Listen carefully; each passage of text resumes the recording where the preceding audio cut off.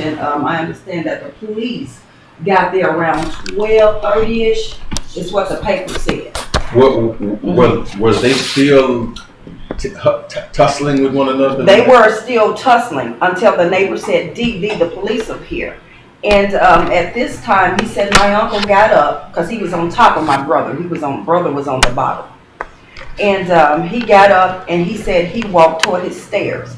How did the neighbor know the police were there? Did they show up with police cars and blue lights and all of that? Oh no! They had no lights. No lights were on. There were no sirens, and they parked a block on 8th and Commerce. It's about a block from where the house is. Mm-hmm. And they walked down. They were not even in police uniforms. They were in squad uniforms. Like all black? Like all black. Yes. Yeah, they blacked out. And it's kind of like what they did. They waited in the wings. They had ample time to stop the altercation.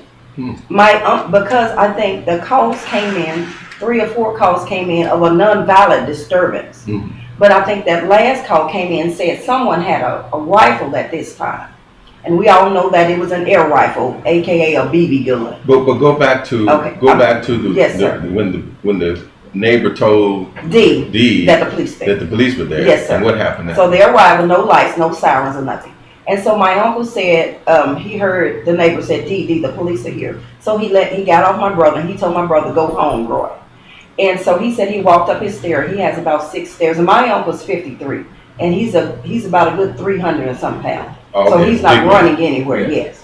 And so he had hurt his leg in the altercation. So he said he limped up about 3 stairs and he heard my brother's door open. And he said he turned around and said to my brother, he said he saw the butt of the gun. The door opened to the car. The door opened to my brother's car, okay. Exactly. Okay. And he saw the butt of the gun, never the full gun in vision. And he said he turned around and said to my brother, "What are you going to do with that besides make me mad?" And my brother said, "You shouldn't have hit me like that, Uncle." And my uncle said he continued on up the stairs. He said he walked across his porch, went into his house, turned around and locked his door, went to the back of his bedroom where his roommate was asleep at, and said, "KJ, Roy's out here acting the fool again." KJ is my uncle's roommate, who was asleep at the time. Mm-hmm. So he said, "KJ, Roy's out here acting the fool again." So KJ said, he got up and he said, "Where Roy at, man?" And so by this time, they're on their way back to the living room. And he saw that my uncle was shaking from the altercation that they had. Mm-hmm. And he said, "Man, sit down for a minute." And he said, "I'll check on Roy." And so by the time that he said that and my uncle sat down, they heard 3 to 4 shots at that time. My uncle was never in danger.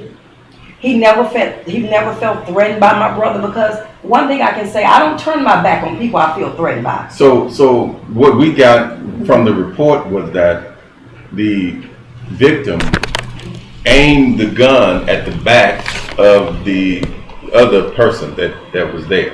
That's what the report said. That's what we got out of it. Not according to my uncle. That's not what happened. He was already inside, sitting down, as a matter of fact. And according to the time that you gave us, there was a time between this brother pulling this air rifle out of the car and your uncle going in the house, closing the door, locking the door, going across the room, coming back, taking a seat. Then we heard gunfire. They had a conversation as well. Yeah, they had a conversation with his roommate. At 12:36, the Little Rock Police Department said they were on the scene. Mm-hmm. They pulled up on the scene. At 12:36, wait a minute, I need you to get closer to that microphone. There you go. At 12:36, Little Rock Police said they made it on the scene.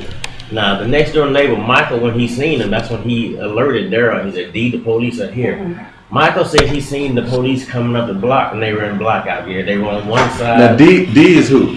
Daryl, their uncle. The uncle. Okay, so the neighbor told D, your uncle, that the police were here. Yeah. And that's when he got up and decided to walk toward. And he began to walk into the stairs, turned around, looked at Roy, and said, "What you gonna do with that?" He limped on up the stairs, went in the house, locked the door.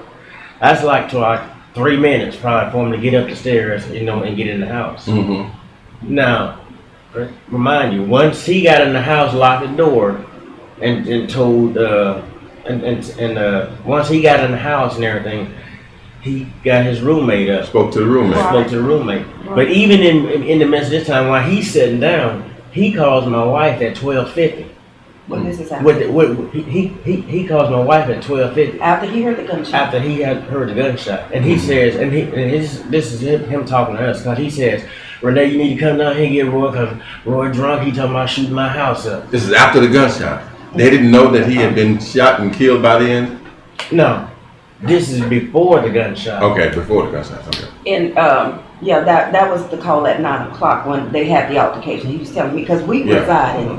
Well, I didn't want to say where we reside. Right. But we're not in Little Rock. I'll say that. Okay. And so they had that altercation at about 9ish. So my brother went back over there to try to justify why Uncle would push him down or what have you. Right. And so that's when the altercation took place. Like I said, the paper said that the officers were on the scene at 12:30 or something. Mm-hmm. My brother didn't get murdered until almost 1 o'clock. Mm-hmm. So they sat back in the wings and watched them. They never, they had ample time to stop the altercation because they were there. They could have said Little Rock Police Department, Right. identified themselves. They never did it. All the neighbors say they never heard them say, put down the gun. They never gave him a chance. They just laid in the wings and They waited. laid in the wings and waited till the gun came in play. Mhm. That's what they were waiting for. They didn't want to stop it while they were fighting. Took the opportunity. Yeah. Did- They waited till that gun was in play. Did any of you call police as well? Did any family members call the police? Yeah, my uncle called the police, and he said, from what I've read, I really hadn't been reading the papers, but all of my people have told me that. Uncle said, my nephew is out here drunk. Please don't hurt him. I just want him out of my yard. Right, I heard And that. some more people called and said, these are good people. Don't kill those people. Yeah, because they're good people. My uncle's been staying there for at least almost 9 to 10 years. And your brother who was murdered, what was his name? Roy, his name is Roy Lee Richard Jr. Roy Lee Richard Jr. His Yeah. age, He's 49, and he left behind 2 young boys that need him. 49 years old. Yeah, they're 12 and 14 years old. Mhm. Well, No, I'm sorry, he's 46. Thank you. 46, yeah. 46 years old. Yeah. mhm. Yeah. And so after the shots were fired, Mhm. what happened? After the shots were fired, and let me tell you this, when my uncle said that he saw the butt of the gun, brother did pull out a, what we know now was an air rifle. And uncle was in the house, so he had no way of knowing what was happening at this time when the shots rang out. And so I heard that the paper said that the police used his service revolver or service gun, but he didn't say that was an AR-15. So he was shot with a rifle? He was shot with a rifle. He took 2 shots to the left side of his face and 1 to the jugular vein of his neck. And then I believe some to the side, his left side of his body. And the police or someone had the audacity to try to run up and do CPR. Are you kidding me? It blew his head off, basically. Yeah, are you kidding me? You just assassinated my brother and you want to try to save the life. You had ample opportunity to save the life. Are you the person that the paper suggests that the chief was short with? He was short with me. I didn't deserve that. We had just lost my only brother. My mom is already gone to be with the Lord and our dad is old. Mhm. And I'm his only sister. It was just the 2 of us. Was this at the crime scene? Was that the scene? That was, like I said, I got the call at about 12 something. Mhm. And my phone was not charged up. So people were calling me and I'm not realizing until about 8:30 or 9 o'clock when I got up with my granddaughter the next morning. Mhm. And so of course, we went and, and I spoke with one of the detectives. I said, why did they kill my brother? He said, because he was going to shoot Daryl. He said, Daryl said that his life was threatened. My uncle never said that. He never felt threatened by my brother. Right.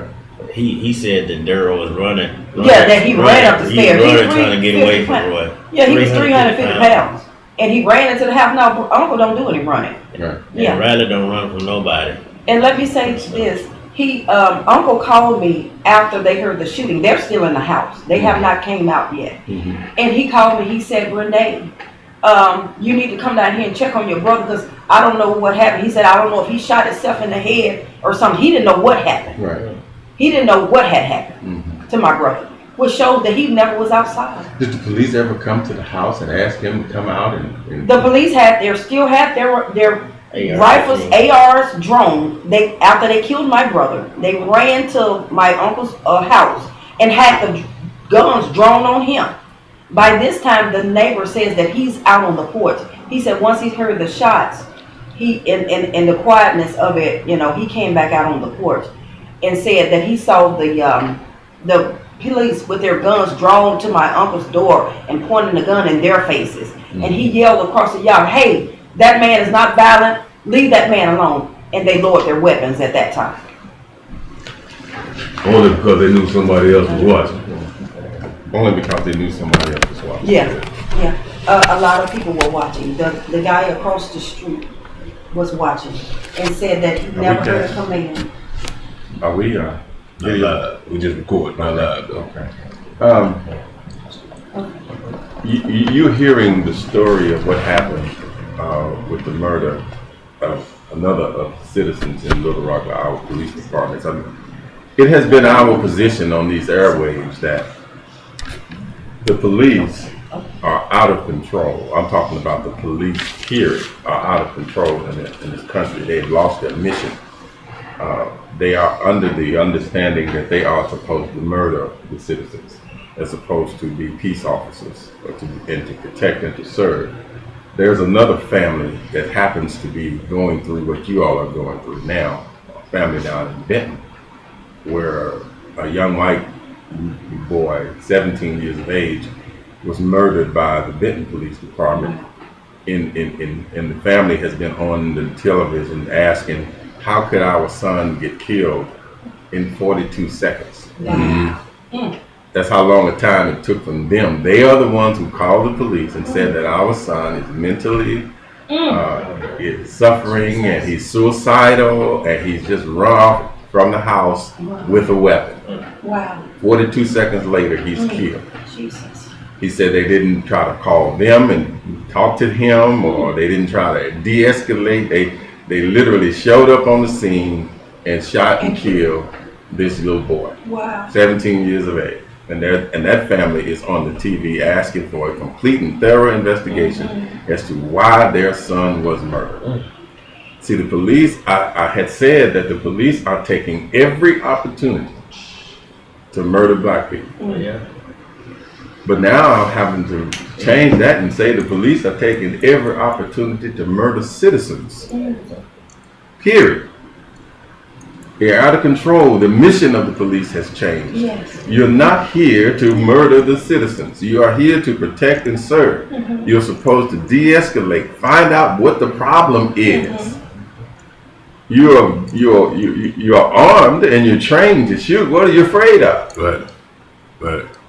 Why come they couldn't? Ordinary citizens, the skills, the marksmanship, it doesn't even compare to the training. It doesn't compare. That's absolutely right. And so there's no, from what I'm seeing and what I've read and seen, it looks like these are all kill shots. That's what I'm saying. There was That's no a good maiming intended. There was no disabling intended. Kill shots. These are complete kill shots. And isn't this unusual for them to use an AK, an AR-15 to shoot, and even to bring to a scene, unless it's a riot or something? Right. He's on the SWAT team. Yeah. He the officer that shot him, he's on the SWAT team. We found that We out. found that out. He's had plenty of training. Yeah. Like I told him, it was like he was out coon hunting, like he was trying to hunt a coon, wait for the coon to get back. I'm gonna to need the you to site. turn the radio down, call up, getting ready to bring you on the air. Turn your radio down so we can stop some of the reverb, okay? Thank you very much. Good morning, thanks for holding. Welcome to Respect for Life. Caller, you're on the air. Maybe they went to turn the radio down. You there? Have to call back, caller, and make sure your radio is turned down so we can get you on the air. 433-0088. You're listening to Respect for Life program. We are really addressing an issue that we've got to get to the bottom of, and that is the behavior of our police departments. They're murdering citizens without cause. Good morning, thanks for holding, and welcome to Respect for Life. Hotel, brother, walaikum salam. The weapon that you just named is military weapon. That's the military weapon. AR, along with the M16. It was one of the, he was the predecessor after of the M16. But we have to understand that police, no matter whether they're local, county, or whatever, are all military units. That's right. Like they have paramilitary. Yeah, they're domestic military, that's right. They're still military. And until we as black folks realize that, and I want to offer my condolences to you yesterday. Yes, sir. We got to realize that this is a war. This is a war. A war against melanated black folks across this land. Blessings and peace be upon you, my brother. Thank Peace, you, sir. man. We've got to resolve, though. One thing we know we want from right now is a full and independent investigation of the murder of Mr. Richards.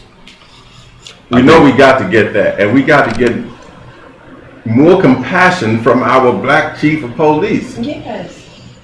I mean, what's the purpose of having an African American in the police department if we're not going to get some at least sympathy or empathy Yes. from the citizens who are victims of this out of control police department Yes. that he apparently doesn't have any control over? No. I mean, what's the purpose? We've had all the civil rights struggles and the movements so that you can get these jobs. And then you get in these jobs and you act like you don't have any responsibility to the people who are responsible for you getting the jobs. Well, you need to be put out of the job. Maybe we should start there. But I think even a larger picture to even look at is the fact that we brought in a chief from another state. Yeah. Whereas But he's he has- African American though. But he has no connection to any Arkansans, any communities here, so there won't be any empathy. You know, it's kind of the same thing we were talking about as far as the police officers having to live and work within the city that they police. Yeah. It starts with the head all the way down. It starts there. Good morning. Thanks for holding and welcome to Respect for Life. Somebody, brother, right? Walaikum salam. This is Brother Kirk Muhammad, brother. Good morning, Brother Kirk. Yes, brother. I'm listening to the show, bro, and I'm seeing a lot of things that's going on in the United States as well as everyone else. But I'm thinking that maybe we're trying to change the wrong institution. We talk a lot about what the police are trained or not trained to do, but we're not going to have the real authority to make any decisions about their training and their conditioning. So maybe we need to get back into the institutions of the churches and the schools and start to retrain the people on how to deal with the police versus on the police on how to deal with the people, because we have no control over that. Yes. Well, that is, I understand your point, but we do have some control because, let's say the boss, his boss is the chief. The chief's boss is the board that we have. We have a 11-member city board, and they are the boss of the chief. And therefore, they can say when the citizens are upset about what is going on, we can express that to the board and say, listen, we're voting people in and out based on what we get from a police department that's supposed to be here to protect and serve us. If we say we are unhappy with the present chief and the way that this police department is behaving, then they have the obligation to do something about it, or we have the power to get them out of office. That's how we can control that. But your suggestion, though, is a and suggestion. We need to do that too, because our people are under the impression that when they call the police, they're going to get some help. But when they call the police, they're actually getting their family members murdered. Yeah. Yes, sir, most definitely. But I'm seeing that the war that they've created, the illusion of the war on terror, domestic terror, and all the violence that's taking place is going to be. I'm not saying that you're absolutely right, Brother Wayne. It's possible for us to do that with all the violence that they've created in America. It's going to be almost impossible to alter that thinking to the point to where they're more compassionate towards the citizens. Good point. Thanks, brother, for the call. Yes, sir. Yesterday at the Spirit of the Movement, somebody mentioned that we need to start back into looking into the policing of our own communities. Of having somebody who, for instance, if there's a family wrestling match that's going on, you don't call the police, you call this other entity that comes and says, listen, what's going on here? Listen, man, go into the house. Because apparently you can't call the police because they come with a mission of seek and destroy. To be away from the scene and to know what's going on, it's almost as if they was on a deer hunt. Right. To be away from the scene, see what's going on, waiting for the opportunity, and then taking the opportunity to murder. Exactly. the citizen, instead of trying to deal with what is actually going on, which is a simple family dispute. Right. Listen, we got another issue though we would like for you to know about too, Respect for Life family. This family is struggling trying to get the funds to bury their loved one. And we need to assist them if we can. And we're trying to figure out what's the best way to do this. Should they call you up directly and find out and let you all can let them know what you can do in terms of a donation for them? Or what's the best way you think? Any suggestions on the best way to achieve this? That the persons who are listening, concerned, and who would like to help you raise the money to bury your loved one? Mm-hmm. Yeah, he's gonna, his homegoing will be at Hardy's Funeral Home off of 12th Street. You can take your monies by there, your money orders by there. Just make sure you get a receipt. Okay. And we appreciate all the help that we can get. Okay, so you can pay directly to the funeral home. Yes. Or you can call. I have a number that you can call. Okay. What's that number? That number is going to be 501-472-2094. 571. No. 402. Yeah. 501-472-2094. 2094. We'll put that number. So listen, y'all, family. This family is in pain. This family is hurting, and we would like to for you to thanks for this. You brought this for me. Good. Thank you, brother. You can go by Hardy Funeral Home, which is located at 5300 West 12th Street, or you can call them at 372-4129. And let's help this family bury their loved one. I think it's about $3,000 and they're about 2,000 short. So we should be able to do that. And Respect for Life family, I'm sure we'll be able to do that. Good morning, thanks for holding, and welcome to Respect for Life. Hey, this is Mac. Hey, good morning, Brother Mac. Man, this incident has really encapsulated some of the issues that I had against the police department. One is lethal shooting. Yes. Another is the treatment of the parties that you legally shoot. I have been, unfortunately, someone who's been on the receiving end of that. I had a cousin who was murdered by the police several years ago. Wow.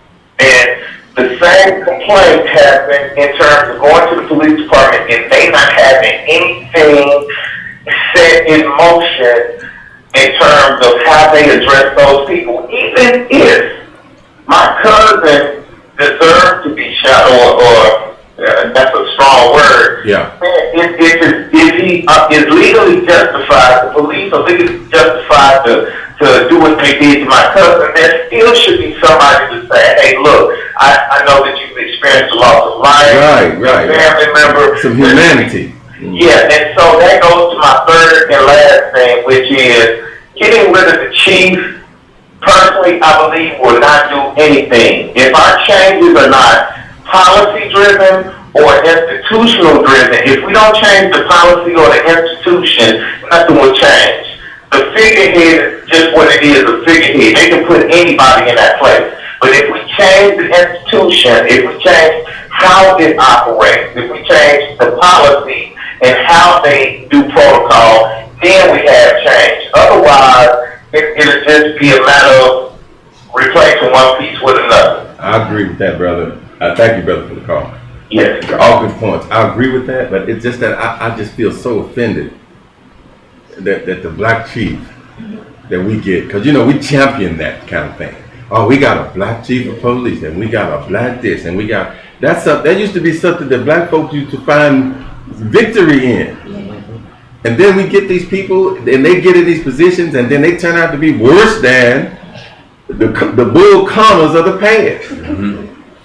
I mean, and I just feel offended by it. If we can't get our own kith and kin, and I know I'm putting a lot on the fact that he's an African American. I recognize that, all African Americans are not black folk. I recognize that. I'm just saying that kind of offends me, especially the part when he is short with the victim's family.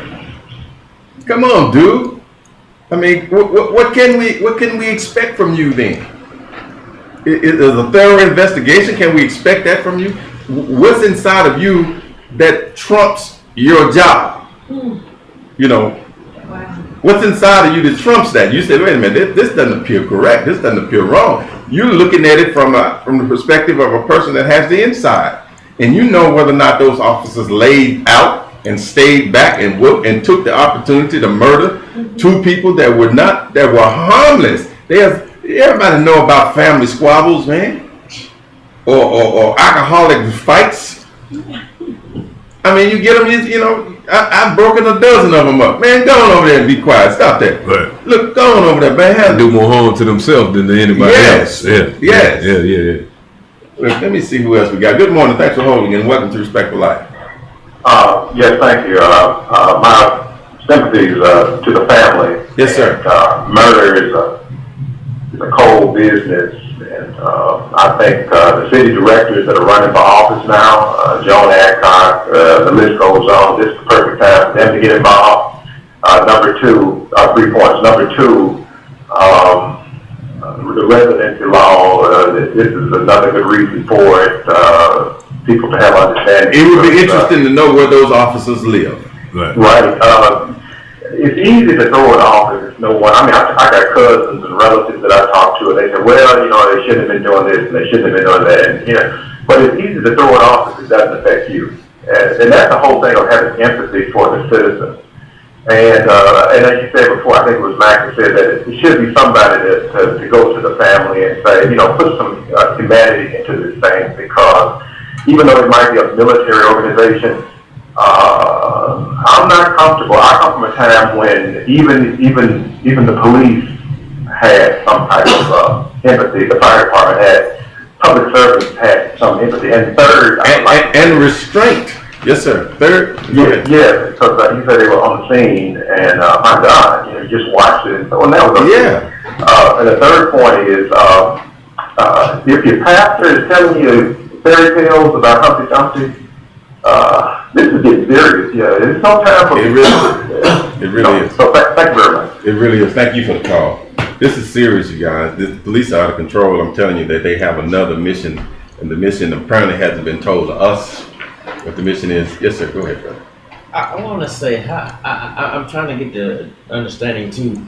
Even after this happened, the next day in Cabot, Arkansas, a white male, he's drunk. He's in his car in Cabot, Arkansas. He's in his car and he has 100 rounds of ammunition in his car, shooting a firearm at passing cars passing by, and shooting out people's back window. So and 3 white males pull over because the guy shot their back window out, and they didn't even know who did it. So they got out and was asking the guy who did they see anything, and the same guy that they were asking was the guy that shot their back window out and had 100 rounds of ammunition in his car. Now he's drunk, but then he's apprehended. Police don't shoot and kill him. He's not dead. He's in the county jail. What's the difference? What's the difference? He's drunk, and then he's actually shooting at people. I bet you the Cabot police officers are from Cabot. Absolutely. Yeah. Absolutely. And I bet you they probably knew that man. Man, that's Bob. That's Billy Bob, man. Yeah, that's Billy Bob. He got drunk, man. Yeah. That again draws the emphasis and the necessity of having police officers from the community that you are from, that you're living in, because you won't overreact. Yeah. And that's what this was. What we're hearing. It was an overreaction, and that's the best way to say it. That's being as politically correct as possible to say that the police simply overreacted. And now you got a lost loved one. Your member of your family is dead and gone, and you got to deal with a hostile police chief in the meantime. In the aftermath. Who can't, in the aftermath, who can't show enough empathy for you that he can tolerate whatever kind of emotion that you have because you just lost a family member. Yeah. My only brother. He talking about I was short with her because she had already concluded that we had done something, had murdered her relative. Well, that's what you did. That's what you did. That's what you did. Running out of patience without a chief. Good morning. Thanks for holding and welcome to Respectful Life. Good morning. My condolences to the family. Thank you, brother. I just wanted to say, a real black person would point a gun at the police understanding what the outcome would be. None. Thank you. None. No one. Listen. Thanks, brother, for the call. No one does that, brother. And my brother didn't do that. He never pointed the gun. But what they said was that he pointed the gun at your uncle. No, and that's not. And we heard that the uncle was in the house. He Yeah. was gone. Yeah. He With had the door left locked. the scene With the door locked. and locked the door. Yeah. And so what's conceivable to me is that your brother didn't even know That they that were the there. police was there. He did. He never knew. He did. He Land didn't. and wait. Yeah. It's they never gave him They an never- opportunity. They never they said dropped Little it. Rock Police Department. If they did, they Little Rock, and then that's it. Yeah. Listen, we've got some issues, y'all. We've got to address this because we next. Right. Jesus. We on deck. Right. I'm sorry to throw that in there, but I mean, it's the truth. but that's the I truth. mean, that's the point that we got to make to bring our attention and focus to the matter in the place that it should be. That's the way we got to put it in perspective. You could be next. I could be next. My son could be That's next. what Your I'm son saying. could be next. So we can't sweep it under the rug. It's too much of that. Good morning. Thanks for holding and welcome to Respect for Life. Yes, sir. That's what I'm waiting for, Wayne. Alaikum salam, brother Michael. Yes, sir. Brother, I know this may not solve the problem as a whole, but, you know, I think if we would square our conduct up when it comes to dealing with each other, Yeah. the police cannot make our communities a playground. And a lot of times our conduct is what lead the police to these calls and to these killings and whatnot. And look, before you make your second point, I'm going to add to what you just said. And our response to what they do to us. Right. Okay, now, number two, you got to remember one thing. The police, he works for a white system. That's number one. You got to look at who he works for. That's the police. I don't care if it's a black mayor. I don't care if it's a black senator, a black representative. I call that the white priority system. That's right. Okay, and then another thing. It all equal up to being one thing. He may be black, but he's still a white man. Thinks like a white man underneath that skin, and he ain't gonna do nothing to offend his master, even if it's defending his own people when their human rights have been violated. And see, we can't have that kind of person in office when they are over us like that. Thanks, brother, for the call. What he's alluding to and pointing out about the white system, because we know it ain't every white person. We're talking about the white power structure. The white power structure that exists is what I call the white priority system. It prioritizes the lives of white people, the ideas of white people, the neighborhoods of white people, the health and the safety of white people. This system prioritizes white folk over everybody else.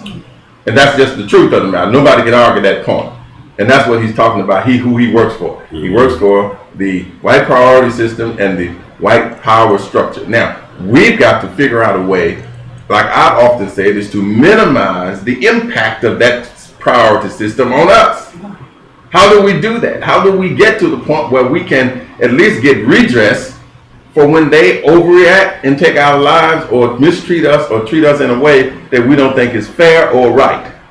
Okay? We've got to come to that understanding. What do we do? And it's been my position, and I put it in this terms. I said, listen, the reason that these people mistreat us is because they don't have any respect for us. And the reason they don't have any respect for us is because we have no power. And the reason we have no power because we have no unity. So we've got to put unity as the first goal and to strive hard for unity. What happens to my brother happens to me. What happens to my people happens to me. That's right. And we got to adopt that mentality, because if we don't, then they're going to be able to do these kinds of things to us, our family members, Individually. and individually, Right. and you're going to be just waiting to become one of the victims. Right. I don't want to get to that point. It's got to be a collective response. It's got to be a collective. It's got to be a collective response. Good morning. Thanks for holding. Welcome to Respect for Life. Assalamualaikum. Walaikum salam. First off, I would like to, give my condolences to the family on what happened. Thank you, brother. In Little Rock. Yes, sir. And just say, we living in a very serious time. We've entered a critical hour of a time that the prophet spoke of. And it will be a time of great trouble and great confusion such as there has never been and will never be equaled again. There's great dissatisfaction and anger all over the world, and this dissatisfaction and anger is intensifying.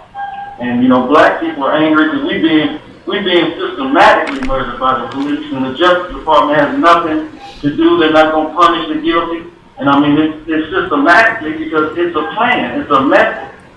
They have a plan and a method when they come in our community. It's not to serve and protect. Well, it looks that way, brother. It looks that way. And if you look at our black community, we got high unemployment rate, inferior education, unsafe environment in our neighborhood. It's something that we have to do. And, I would just like to say, the minister will be speaking, the Honorable Minister Louis Farrakhan will be speaking today. We're going to have the doors open at 1123 West 10th Street, Kenton Cross, Good. Here in Little Rock, and also at 1213 West Cherry Street in Pine Bluff. Yes, sir. So if you can't get to either one of those locations, we're inviting everybody to tune in to NOI.org and catch it at 10 a.m. Central Time. Yes, sir. And I wanted to cover something that you mentioned earlier. Someone asked if Minister Farrakhan support, Donald Trump. Yeah. That's a gross misrepresentation of what the minister said. His comments on Donald Trump. He said, the Republican strategy are using his words to garner support from the black community, from Mr. Trump. And it takes blacks away from voting from Hillary Clinton, which we know none of these candidates are going to do anything for us. I'm pretty sure he's going to address that today. Yes, sir. But I mean, the minister never endorsed Trump, or any of the candidates running. The minister said that Donald Trump, he gave him credit because he stood in front of some of those in the Jewish community and told them he didn't need their money. Yeah, I remember that point. I remember when he mentioned that. Yes, sir. When they put a candidate in office, they put money behind him so that they get policies that they want, approved. But he said that he didn't want it at first, but then I heard that he was trying to take some of it. But thanks, brother. the minister never supported any candidate. Thanks, brother, for that information. All right, see you later. Well, excellent. 433-0088, that's the phone number here to the studio. This is Respect for Life program. Brother Wayne, you're listening to. Brother Al is the second man on the microphone. We have as our guest this morning the family, the brother that was murdered by the police this week, Miss Vanessa and Pastor Cole. And they are telling us the truth of what happened that day. That comes from the uncle who was the person that was involved with the altercation, with his nephew, whom the police shot and killed using an AR-15 rifle.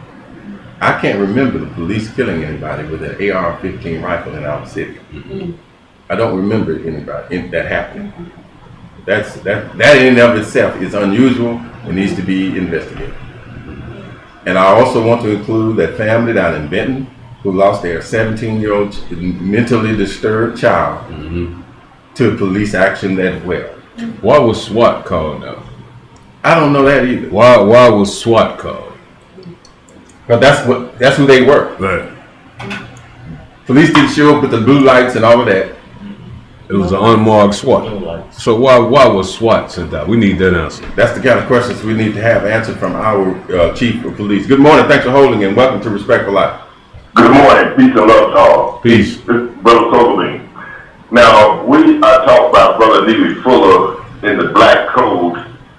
Anytime you're approached by any officers, don't fuss, don't fight, and don't flee. Okay, this brother that just got murdered didn't do any of those. Well, this is something we still need to really teach our kids. He must have did something, but Did you really say that, man? Hang that up, man. Yeah, he did. Hang that up, Yeah, man. he did. Hang that up, man. Get off there with He that, said man. that- he Get said- out. You said he must have did something, man. Man, get off this hell, man. Yeah, 433-0088. Listen, that's not appropriate. Man, That's an inappropriate comment for right now. We have the family of the victim here who's gotten the story of what happened from other family members. And from what we are being told, this wasn't something that he didn't fuss, he didn't fight, and he didn't flee. man, that's the type of ignorance I'm talking about right there. If you wasn't involved, you shouldn't even open your mouth and say nothing. You shouldn't infer anything. You shouldn't have anything to say. You wasn't involved. You didn't witness anything. Close your mouth. We based our information and commentary on the family members. You gotta have your radio turned down to get in. Listen, we are trying to Respect for Life. This family needs your support. we need for you to contact the Hardy Funeral Home and make a donation so that we can pay for the homegoing service of their family member. They're struggling to get the money to bury our brother. Hardy Funeral Home, 5300 West 12th Street. Or you can give them a call, and that number again. It's 501-472-2094. Good morning. Thanks for holding. Welcome to Respectful Line. Good morning. Good morning. Good morning. No, yes. Hey, how you doing, Ms. Gill? I'm good. Oh, it's Zach Noe. Hey, sister, how you doing? Good. First, I just want to give my sympathies to the family. I also want to thank you for the shout out. Thank you both, Brother Wayne, Brother Al, for everything that you did at the workshop on yesterday. I'm calling because I'm listening to the program today. Whatever happened to our police officers shooting to Maine? To just sit that never was in place. I questioned police officers before on this. We had a meeting and we were asking the police. I was wanting to know what is the use of deadly force rule. When can you use deadly force, and why don't we use it to maim? And they said that no, that's not the training. The training is to eliminate the threat. That is not what the community wants. That is not what the community wants, and that is what our conversation needs to be. Yeah. It needs to understand that we do, I don't care what the purpose is, what the cause is, what the perpetrator has done. We do not want them dead. They're not killing, if you can capture Osama bin Laden and all those other crazies, then I'm asking as a community member for you to maim intentionally, shoot to disable. Which they can do. I mean, that's not a stretch. That wouldn't be dangerous either. I mean, especially if a person is not trying to harm you. Right. But, and as a community, as I leave, as a community, that's what we need. Well, that's what we need to do then. And the way to get that done is we got to start showing up down at the city hall. I'm sorry. That's right. We got to come down there and express our displeasure with the present police apparatus in this city. It's murdering its citizens as opposed to trying to protect and to serve its citizens. Thanks, sister, for the call, and congratulations. Thanks, sister, for the call. Thank you. Oh, we got a few more minutes here. Listen, family, we appreciate you coming in and sharing what's going on with this situation, and we hope to get our people to the point where we will respond to this kind of thing. In other words, to not leave you out there alone in trying to get to the truth of what happened to your loved one. Thank you. That's what we're hoping. Trying to get to the truth. We got a few incidents out there that we got to get to the truth of right now, and we still trying to get to the truth of the killing of Mr. Ellison. Right. And so we've got some issues, and I'm serious. That young boy down in Benton, we got to deal with that too, because that's not good, man. You're gonna kill a kid. He's in the woods. His parents called you. Yeah. Brother Wayne, assalamu alaikum. Well, ladies and gentlemen, good morning, brother. All right, my condolences to the family. This is Brother Jihad Muhammad. Good morning, brother Jihad. I just want to say to the family, don't let your passion die out concerning the death of your loved one too often. We have issues and we get upset and angry, and as the weeks and months and years pass, all of that decimation dies down. You have a moral obligation to stand with those people who will be brutalized by the police tomorrow and the next day and the next day. You're not the first victim, you won't be the last, unfortunately.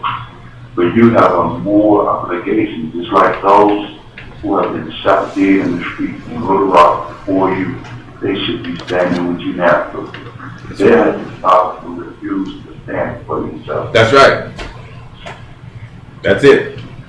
That is the problem. Thanks, brother John. That is the problem right there. And that's what we're trying to do. We're trying to spur you, those who listen to the program, those who know what's going on. We're trying to spur you to action. That's what the spirit of the movement was about yesterday. To get the spirit of the movement back.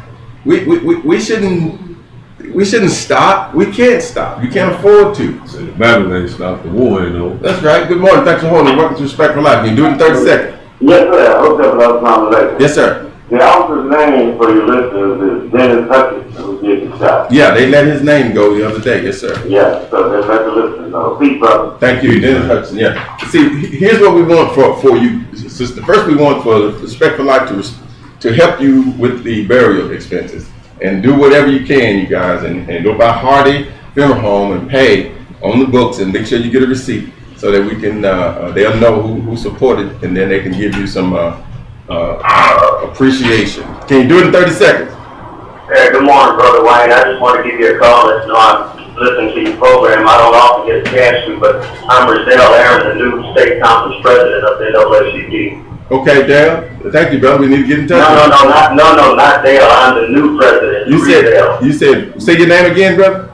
Rizdell Aaron. I'm the new president of the state okay. conference. Okay, brother. You're gonna help with this case we got right here?